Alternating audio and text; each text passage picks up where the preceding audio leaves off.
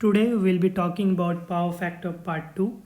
In part 1 we have seen the mathematical formula for power factor, which is cos phi, and we have also seen the cos phi or the power factor is 1 in case of purely resistive load like heaters. It is 0 in case of reactive load, that is inductive or capacitive load. Here also I am talking about purely inductive or purely capacitive load. Any load which is mixture of resistive and reactive load, the power factor will vary between 0 to 1. Now today we'll be talking about the significance of power factor and different types of AC power. So the significance of power factor is it shows how effectively you are using your electricity. If power factor is near to unity, that means you are using your electricity very effectively, and if it is less, that means you are not using your electricity very efficiently. Now coming to the different types of power, in case of AC there are three different types of power. One is called active power, second one is called reactive power, and third one is called apparent power.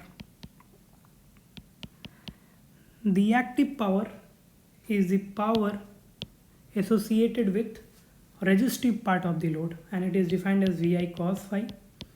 The reactive power is the power associated with reactive part of the load, and that is called Vi sin phi. And the apparent power is simply the vector sum of active and reactive power, and it is Vi. Now the active power does the actual work. Reactive power is basically a useless power. That is not useless, I'll define it in a much more better way in the further slides, in the further videos. And the apparent power is simply the vector sum of active and reactive power. See, understanding active power is very easy because it is what is doing the actual work. Understanding apparent power is also easy. It is simply the vector sum of active and reactive power. But understanding the reactive power is little tricky, and I'll like to simplify it for you. The reactive power that people usually call, they say it useless, but it is not entirely useless. I'll tell you why. So a very famous analogy that you might have come across, that is called beer analogy, in which the liquid part of the beer is active power, the foam on the top is reactive power, and the total sum is apparent power. Now here the liquid part is what you are interested in, but then the foam is required because that is what gives you the feel of drinking beer. So even though the foam is useless, it is necessary. All right, I like to explain it in one more way. Here I'll give you an analogy between a motor and an aeroplane. Let's say on the left hand side I have an aeroplane, on the right hand side I have a motor. So what is the useful work that is associated or that is expected from an aeroplane?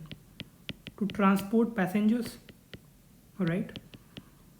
And the fuel that is required for transporting passengers, I'll call it active power or active fuel. Similar correlation in motor is the what is the useful work that is associated with motor or that is expected from a motor? It is to rotate or to drive the load. So the work or the power that is required to do the useful work in case of motor also, I'll call it active power. Now here's the thing. For an aeroplane to transport certain number of person or the passenger from point A to point B, it is required to lift its own weight. Right? Without lifting or without fighting from the gravity, it cannot transport a passenger from point A to point B. And there is certain amount of energy and certain amount of fuel that is spent in lifting the weight of aeroplane itself, right? And that I can call it as a reactive power. So here is the thing, to lift the weight of the aeroplane is not what is expected from an aeroplane. It is not what an aeroplane is made for, but still it has to lift its weight to do the actual work. Similarly, in case of motor has to make the magnetic field to rotate. So we do not purchase or we do not buy a motor to generate a magnetic field. We buy a motor to do our work, to rotate and to drive the load. But for a motor to drive the load, it has to generate a magnetic field. Even though magnetic field it's not what we expect from a motor. It's not why we buy a motor, but it is required to do the useful work. So in one line I can say, and you can also note it down, that reactive power is both useless but necessary. In the next video, I'll be talking about these reactive power in much more detail from an industry perspective. I have a huge or vast experience in industry, so I'll be talking from that perspective and we'll be going into much more detail. Thank you.